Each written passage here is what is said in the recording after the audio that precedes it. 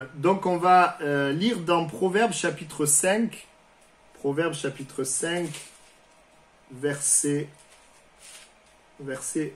1er. Donc Proverbes chapitre 5, verset 1er, où il est dit: mon fils, sois attentif à ma sagesse, prête l'oreille à mon intelligence. Amen. Voilà, j'ai repris ce verset qui met en lien la sagesse et l'intelligence. Comme on l'a vu dimanche, très souvent, la sagesse et l'intelligence sont associées. J'aimerais partager avec vous un deuxième message sur l'intelligence. Et nous allons prendre comme exemple ce soir le meilleur exemple de la Bible, Jésus lui-même. Voilà, parce que dans la Bible, il est écrit concernant Jésus, dans Luc chapitre 2, verset 47, que tous ceux qui l'entendaient étaient frappés de son intelligence et de ses réponses. Voilà, et je pense qu'il n'y a pas quelqu'un qui a dépassé Jésus. Non, Jésus était vraiment celui qui a manifesté l'intelligence. Il est dit aussi, dans Jean chapitre 5, au verset 20-21, nous savons aussi que le Fils de Dieu est venu et qu'il nous a donné l'intelligence pour connaître le véritable, et nous sommes dans le véritable en son Fils Jésus-Christ. C'est lui qui est le Dieu véritable et la vie éternelle. Là, il est parlé de l'intelligence, en fait, pour connaître Jésus, pour aller vers Jésus. Et on a vu dimanche dernier que l'origine de l'intelligence, c'est l'Esprit de Dieu. C'est un esprit d'intelligence. Et donc, je voudrais voir ce soir deux grandes parties. La première grande partie, c'est la manifestation de l'intelligence. Que veut faire l'Esprit de Dieu? Que veut faire l'Esprit de Dieu? Bien sûr, au travers de nos vies. Qu'est-ce que l'Esprit de Dieu a fait au travers de Jésus? Comment cette intelligence s'est manifestée? On sait que Jésus, il a agi non pas en tant que avec la puissance du ciel en tant que Fils de Dieu, mais il a agi par le Saint-Esprit pour nous donner à chacun un exemple. Et donc l'intelligence qu'il a manifestée, c'est une intelligence qu'il a manifestée par le Saint-Esprit pour que vous et moi, nous puissions aussi manifester l'intelligence par le Saint-Esprit. Alors dans la première grande partie, la manifestation de l'intelligence, que veut faire le Saint-Esprit? On va voir trois sous-parties. Premièrement, il est montré dans la parole de Dieu que l'intelligence, eh bien, c'est d'avoir le caractère de Christ. C'est d'avoir la conduite de Christ. Jacques 3,13 nous dit: lequel d'entre vous est sage et intelligent, point d'interrogation, qu'il montre ses œuvres par une bonne conduite avec la douceur de la sagesse. Voilà, je pourrais développer plusieurs points, mais je voudrais m'arrêter sur la bonne conduite. Nous savons que Jésus, et c'est ce que je pourrais appeler le fruit de l'esprit. La première manifestation de l'intelligence, c'est de porter le fruit de l'esprit. L'esprit de Dieu va amener un fruit qui est une preuve d'intelligence, selon Dieu. Dans le fruit de l'esprit, eh bien, nous avons, et Jésus va le manifester, nous avons l'amour. L'amour, et on voit Jésus à plusieurs reprises être ému de compassion. On voit Jésus, en fait, manifester l'amour constamment, en donnant des réponses aux besoins des gens, en prenant le temps de parler, d'enseigner. Même quand il a repris les religieux, il l'a fait par amour pour amener la vérité. Et on voit qu'il a donné sa vie. C'était vraiment le comble à son amour. Il va vraiment manifester l'amour. Et pour nous, être intelligent, frères et sœurs, c'est manifester l'amour. Le Saint-Esprit en nous, eh bien, va nous amener à aimer. Amen. Également, la joie. Il est parlé aussi dans Luc 10, 21, qu'à un moment donné, Jésus tressaillit de joie par le Saint-Esprit. L'Esprit de Dieu donne la joie. Alors c'est vrai que des fois, le monde, il représente Jésus comme un personnage austère, etc. Mais moi, je crois que Jésus était joyeux. Jésus était sérieux, mais Jésus était joyeux. Et puis à un moment donné, donc il va tressaillir de joie et dire: je te loue, Père, Seigneur du ciel et de la terre, de ce que tu as caché ces choses aux sages et aux intelligents, donc humains, là, et de ce que tu les as révélés aux enfants. La joie. Et je crois que la joie, c'est un fruit de l'esprit. Et c'est une manifestation également de cette intelligence de Dieu. Manifester l'amour, la joie, évidemment la paix également. On sait que Jésus n'a pas été pris par l'inquiétude ou par la peur. Il y a eu ce temps, bien sûr, à Gethsémané où il a été saisi d'angoisse. C'était un moment de combat spirituel, mais d'une manière générale, quand on le voit face à la tempête, il calme la tempête. Quand les disciples sont apeurés, il leur dit « N'ayez pas peur ». On voit qu'il va manifester l'autorité. Jésus était conscient de l'autorité du Père et il était véritablement dans la paix. Et donc, pour nous également, le fait d'être dans la paix, eh bien, c'est de l'intelligence, selon Dieu. Manifester la paix. Je pense aussi à d'autres caractéristiques comme la patience. On sait que Jésus a souffert, il a été patient, il a enduré la souffrance, mais il a été aussi patient envers la faiblesse des hommes. Quand Pierre va le renier, il ne va pas le mettre de côté, mais il va être patient. Et pour nous, c'est un exemple, patient dans les épreuves, patient dans les combats, patient aussi et envers les autres, envers ceux qui sont autour de nous et qui peut-être tombent, la patience. Tout cela, c'est l'intelligence. Et puis également la bonté, qui peut aller avec l'amour, avec ceux qui venaient à lui, reconnaissaient leurs besoins, manifestaient la bonté. Puis j'ai rajouté la vérité. Voilà, Jésus ne faisait rien de détourné, mais il agissait avec vérité. Parfois, il dévoilait le mensonge des cœurs. Et c'est vrai que parfois, il parlait sévèrement à ceux qui prétendaient, à ceux qui avaient une certaine hypocrisie. Il amenait vraiment dans la vérité. Et pour nous, oui, intelligence, c'est avoir le caractère de Christ. Et ça, c'est toute notre vie que Dieu travaille ça. Bon, on n'est pas arrivé, mais je crois qu'en nous, Dieu agit et nous amène dans l'amour, dans la joie, dans la paix, la patience, la bonté, puis il y en aurait d'autres, la maîtrise, etc. Amen. Donc ça, c'est dans Galates 5, 22 qu'on trouve le fruit de l'esprit. Et j'aimerais dire, il y a des situations de nos vies, frères et sœurs, eh bien, qui sont là pour montrer parfois nos limites. Vous voyez, moi, j'ai 6 enfants. Eh bien, le fait d'avoir 6 enfants a montré mon irritabilité, mon manque de patience, etc. Les choses que nous vivons, que nous traversons, sont là aussi pour nous montrer notre besoin de Dieu. Et je crois qu'alors quand nous voyons notre besoin, alors l'un, ça va être des problèmes avec son patron, l'autre, ça va être un problème financier, enfin, j'en sais rien, il peut y avoir toutes sortes de situations, mais qui vont nous amener à dépendre de Dieu et finalement à avoir cette marche avec Dieu où Dieu va nous transformer et nous changer. Voilà, donc c'est quelque part, on pourrait se décourager parce que dans la marche, on se dit, oh là là, mais j'étais comme ça, je suis comme ça, mais il y a ci ou il y a ça. Mais quelque part, c'est normal. Vous savez, rien n'est au hasard, Dieu permet les choses, toutes choses concourent à notre bien. Et oui, notre bien, c'est de changer, porter le fruit de l'esprit, cette bonne conduite qui est de l'intelligence pour le Seigneur. Et puis, donc c'est ce qu'on voit dans la vie de Jésus. Et puis, deuxième sous-partie, après le fruit de l'esprit, les dons de l'esprit. Donc, les dons de l'esprit, eh bien, ce sont je dirais des dons de puissance. Alors, souvent, le fruit, il nous transforme nous, il agit pour nous. Les dons de l'esprit, c'est souvent pour les autres. Pour permettre à des personnes de goûter à la réalité de Dieu, de vivre la puissance de Dieu. Je pense donc à Jésus qui a manifesté des dons de l'esprit. Alors dans les Corinthiens, il est parlé de 9 dons, de 3 catégories où il y a 9 dons. Il y a des dons donc de révélation, d'inspiration et de puissance.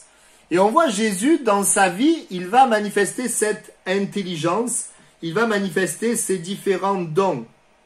Alors, pourquoi je dis que les dons, c'est en lien avec l'intelligence? Dans l'Ancien Testament, vous avez un verset concernant Joseph où il est dit, Pharaon dit à Joseph, puisque Dieu t'a fait connaître toutes ces choses, il n'y a personne qui soit aussi intelligent et aussi sage que toi.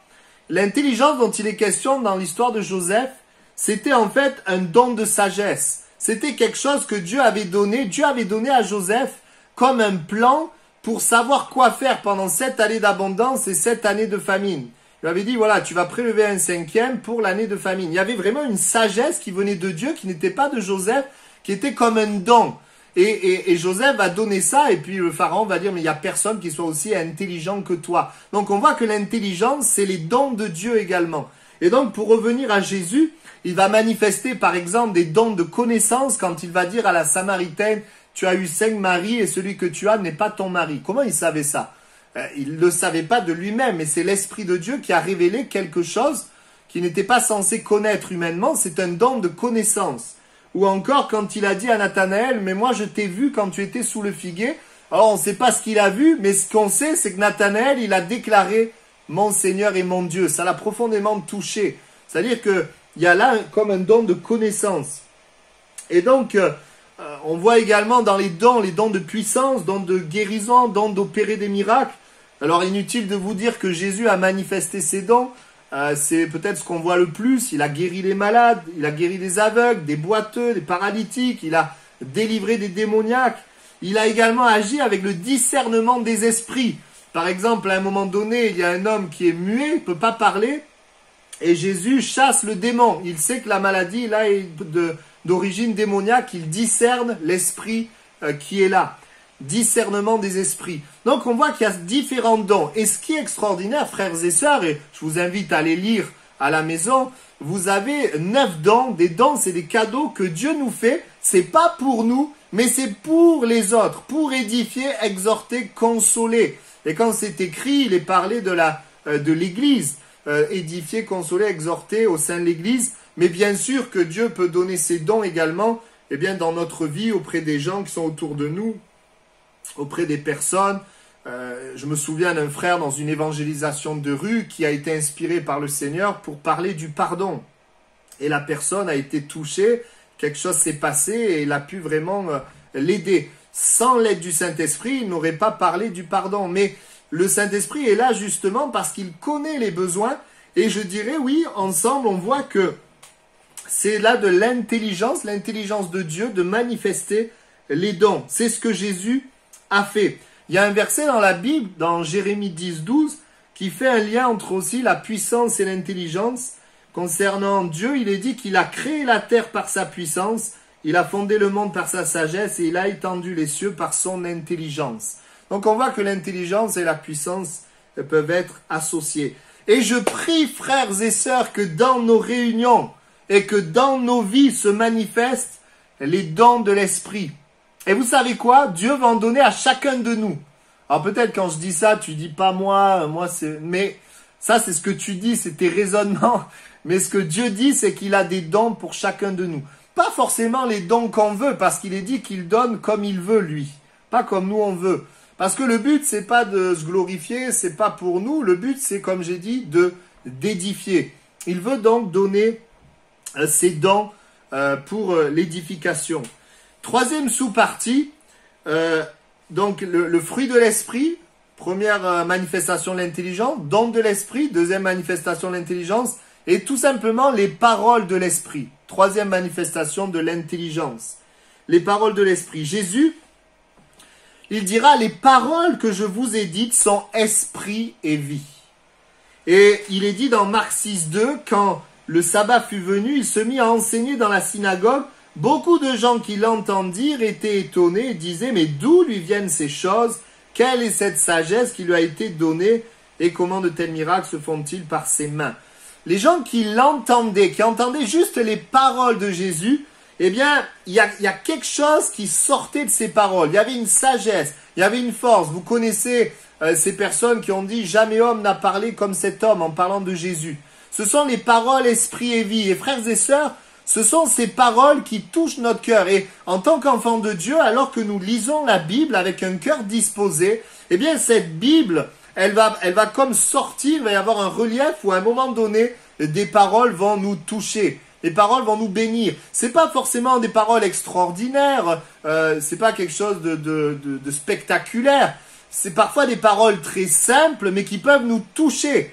Je me rappelle une fois, je lisais, voilà, vous avez été appelés, je sais plus le verset, mais je crois que c'était dans les psaumes, il était question d'être des instruments de consolation. Alors, rien d'extraordinaire, mais je me souviens que ça a touché mon cœur, c'est resté dans ma journée, et à un moment donné, j'ai vu que le Seigneur s'en est servi pour que je puisse être l'instrument pour consoler quelqu'un.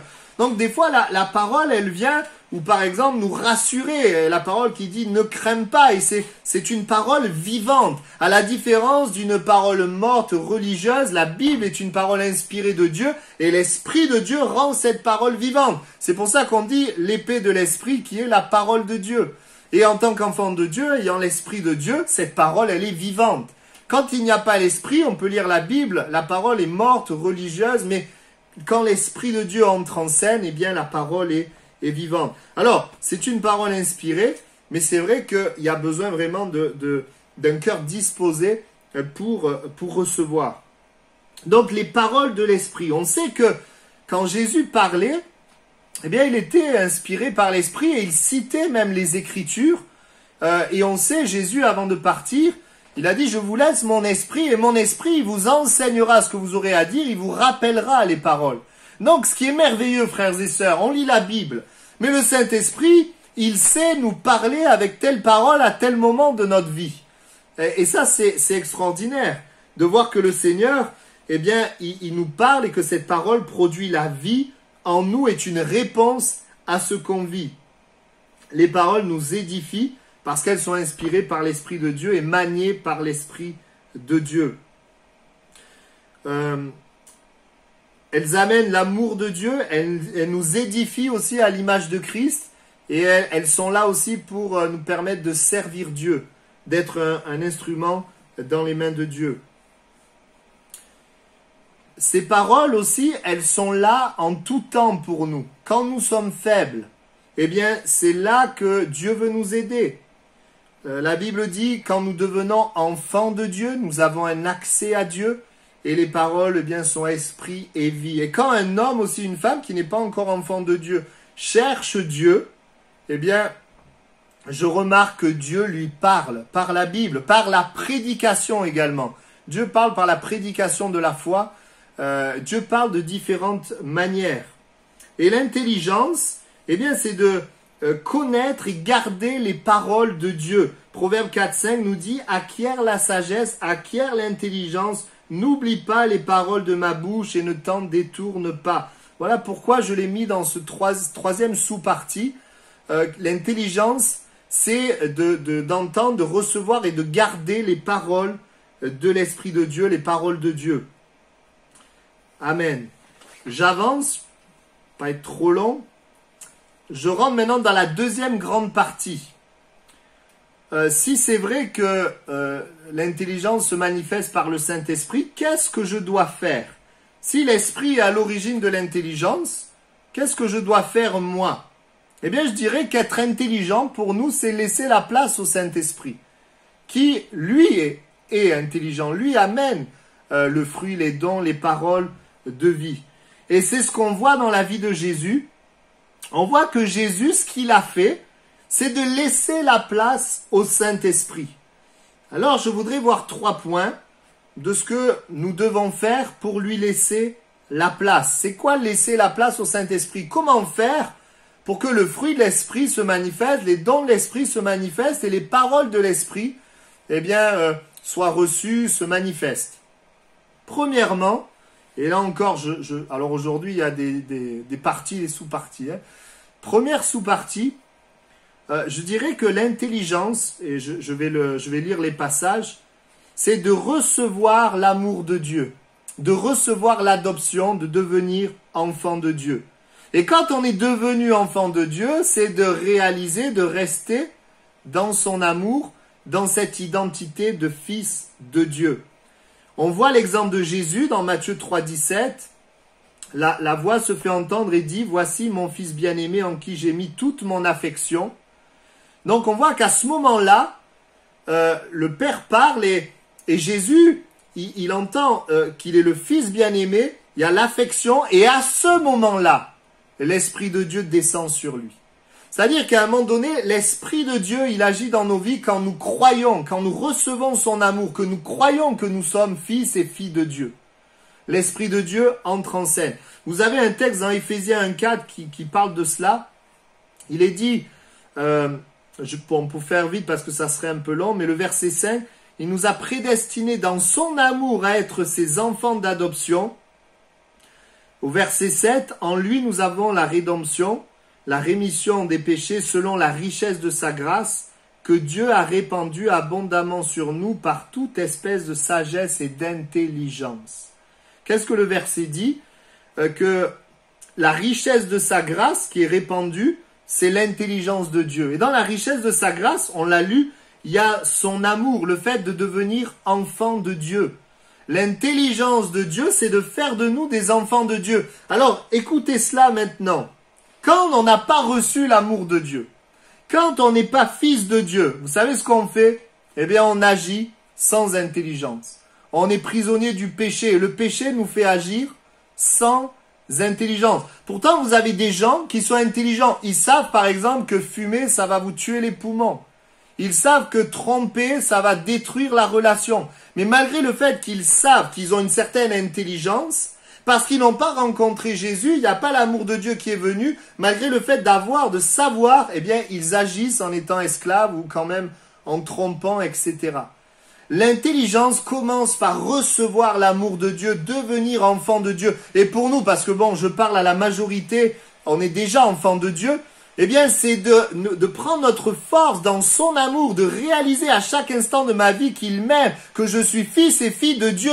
Parce que c'est quand qu'on agit d'une manière insensée? C'est dans les moments de tentation, les moments difficiles. C'est dans ces moments-là que nous devons nous souvenir qu'il m'aime et que je suis enfant de Dieu. Et ça va m'amener à agir avec intelligence.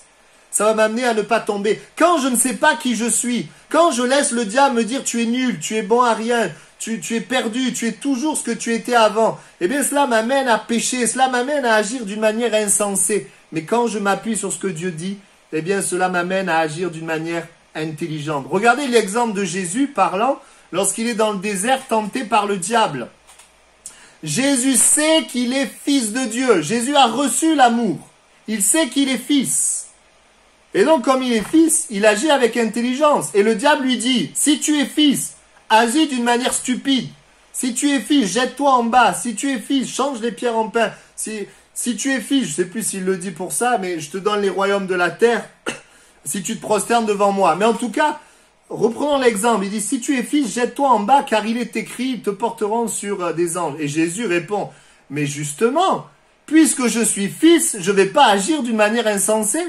Puisque je suis fils, je vais agir d'une manière intelligente. Je ne vais pas tenter Dieu. Si Jésus ne sait pas qu'il est fils, eh bien, il va finalement tomber dans le piège du diable. Mais parce qu'il sait qu'il est fils, eh bien, il agit d'une manière intelligente. Alors que le Seigneur nous aide dans les moments de tentation. Justement, agissons en tant que fils, fille de Dieu, aimés de Dieu. Ça, c'est une force pour nous pour agir d'une manière intelligente. Amen. Si je suis un esclave, un orphelin, alors je fais n'importe quoi, j'écoute n'importe qui. Mais si je sais qui est mon père, alors j'écoute mon père. Je n'écoute pas n'importe qui. Amen. Deuxième sous-partie. Donc, qu'est-ce que je dois faire? M'appuyer sur mon identité de fils. Et pour ceux qui ne sont pas fils, devenir fils de Dieu. Deuxième partie, qu'est-ce que je dois faire? La Bible dit que l'intelligence, Psaume 14, 2, l'Éternel du haut des cieux regarde les fils de l'homme pour voir s'il y a quelqu'un qui soit intelligent, qui cherche Dieu. Voilà, l'intelligent, il cherche Dieu. Alors, je vais un petit peu préciser ce que ça veut dire chercher Dieu. Dans Luc 5, 15, 16, je reviens à l'exemple de Jésus, puisque c'est notre exemple de base ce soir. Qu'est-ce que faisait Jésus?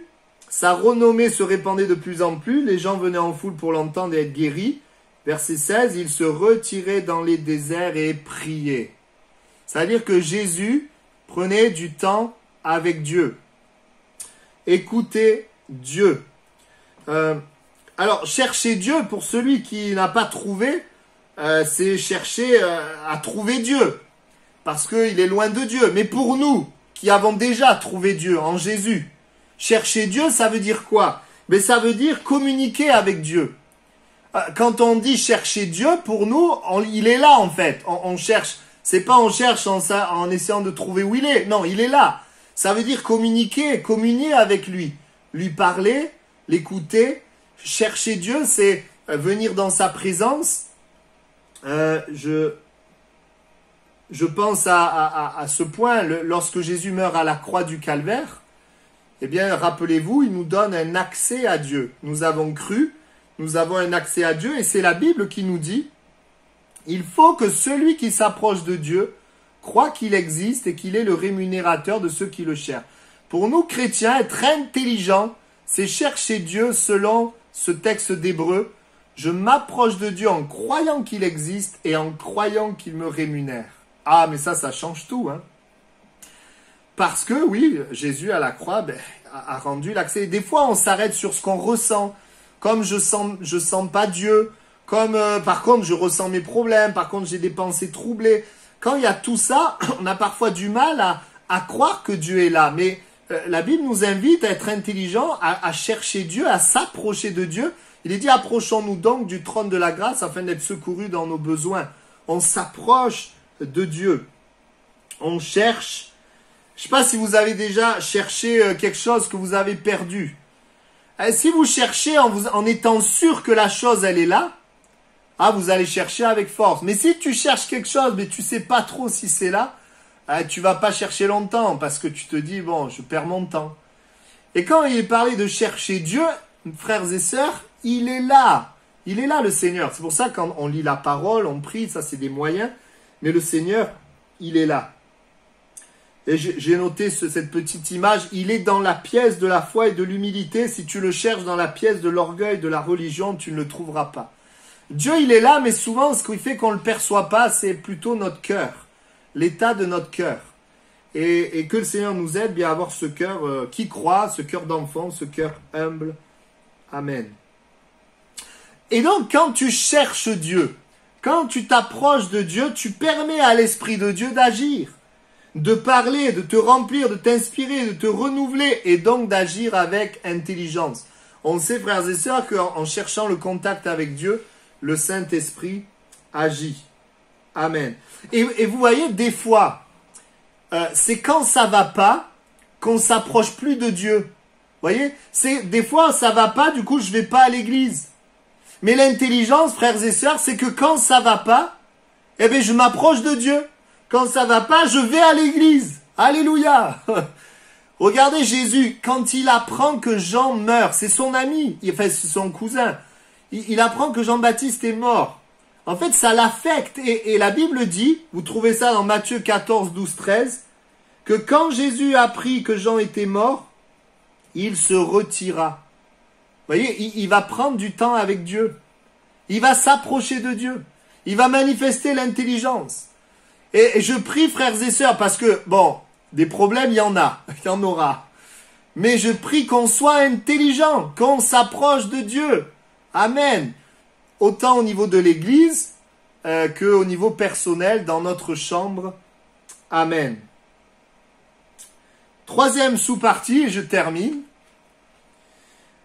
L'intelligence, c'est maintenant d'agir selon la parole de Dieu. Voilà, l'intelligence, c'est d'agir selon la parole de Dieu. C'est dit très clairement, même si on est dans l'Ancienne Alliance, mais on va le contextualiser dans la Nouvelle, dans Deutéronome chapitre 4, versets 5 et 6. « Je vous ai enseigné des lois et des ordonnances, comme l'Éternel mon Dieu me l'a commandé, afin que vous les mettiez en pratique dans le pays dont vous allez prendre possession. » Écoutez, regardez ce qui est dit, c'est très précis. « Vous les observerez et vous les mettrez en pratique, car ce sera là votre sagesse et votre intelligence. » Amen. La Bible dit que l'intelligence, littéralement, c'est de mettre en pratique les lois de Dieu. Alors on le contextualise dans le Nouveau Testament, c'est pas juste mettre en pratique des lois, mais en fait l'Esprit de Dieu qui est en nous, nous amène à agir selon la parole de Dieu, selon la loi de Dieu, la loi de Christ, la loi de la liberté, la loi de l'amour. Donc en fait, l'Esprit qui est en nous, nous amène à agir selon la parole de Dieu. Est-ce que Jésus faisait cela? Oui.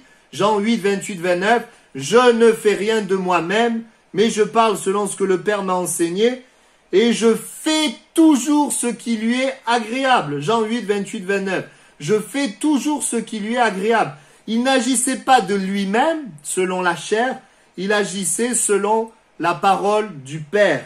Il faisait ce qui était agréable au Père. Frères et sœurs, si la parole ou le Saint-Esprit nous dit « Pardonne ton frère », eh bien, l'intelligence, c'est d'obéir et de pardonner. Si le Saint-Esprit nous dit « Demande pardon à ton frère », la première voix dit demande pardon, la deuxième voix, la voix de l'orgueil dit non, c'est de sa faute, laisse-le faire le premier pas.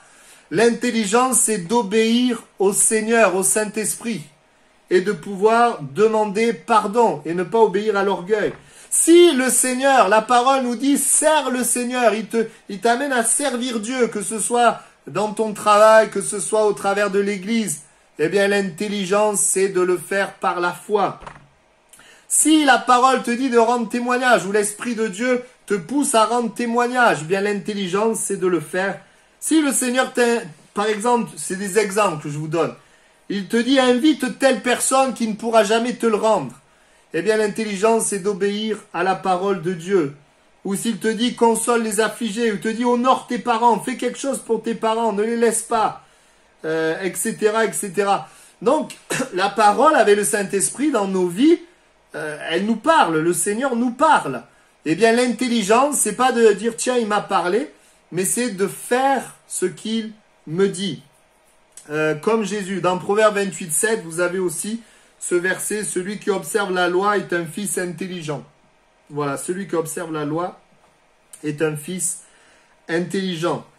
Et donc, l'Esprit de Dieu en moi me permet de faire la volonté de Dieu. Amen. Voilà, c'est ce que je voulais partager avec vous. J'aimerais simplement prier avant de terminer. Je vous fais un petit résumé. L'intelligence vient de l'Esprit de Dieu, se manifeste par le fruit de l'Esprit, les dons de l'Esprit, les paroles de l'Esprit. Et je prie, frères et sœurs, ce soir qu'on ait soif du contact avec l'Esprit. Il est parlé de la communication avec le Saint-Esprit. Qu'est-ce que je dois faire pour que l'Esprit en moi manifeste cette intelligence? Eh bien, recevoir l'amour de Dieu, être fils, m'approcher de Dieu et agir selon ce que Dieu dit. Amen. Est-ce que c'est ce qu'on veut ensemble? Amen. Ah, c'est ce que je veux. On a besoin du Saint-Esprit. Il y a tellement de choses que Dieu a préparées, mais ça, c'est un autre message. Alors, on va prier ensemble et on va demander la grâce de Dieu pour qu'on soit intelligent selon Dieu. Pas intelligent selon le monde, mais intelligent selon Dieu. D'accord? Amen. Seigneur, merci pour ta parole. Merci pour l'exemple de Jésus qui a agi par le Saint-Esprit et qui a montré l'intelligence. Seigneur, par le fruit de l'Esprit, les dons, les paroles de l'Esprit, il a manifesté l'intelligence de Dieu et c'est ce que nous voulons. Nous te louons parce que nous sommes pour la plupart nés de nouveau, nous sommes devenus enfants de Dieu et le même Esprit habite en nous. Nous prions, Seigneur, pour que nous puissions nous appuyer sur notre identité face aux tentations, agir avec intelligence. Nous prions aussi, Seigneur, pour que nous nous approchions de toi, particulièrement dans les moments où ça ne va pas. Seigneur, parce que c'est cela, l'intelligence. Et nous te prions pour que nous agissions selon ta parole, même si la chair s'y oppose, même si parfois nous ne sommes pas compris. Tu nous aides, Seigneur, à agir selon l'intelligence divine et non l'intelligence et la sagesse humaine. Tu bénis l'église toulousaise, tu bénis tous ceux et celles qui écoutent ce message et tu nous permets, Seigneur, d'avancer un peu plus dans cette intelligence, dans ce caractère de Christ, dans cette sagesse. Nous te prions particulièrement que cette parole, nous arrivions à l'appliquer dans nos vies, qu'elle ne soit pas juste une théorie, mais qu'elle puisse, Seigneur, être vécue dans nos vies ensemble. Merci pour l'œuvre que tu fais en nous. Amen.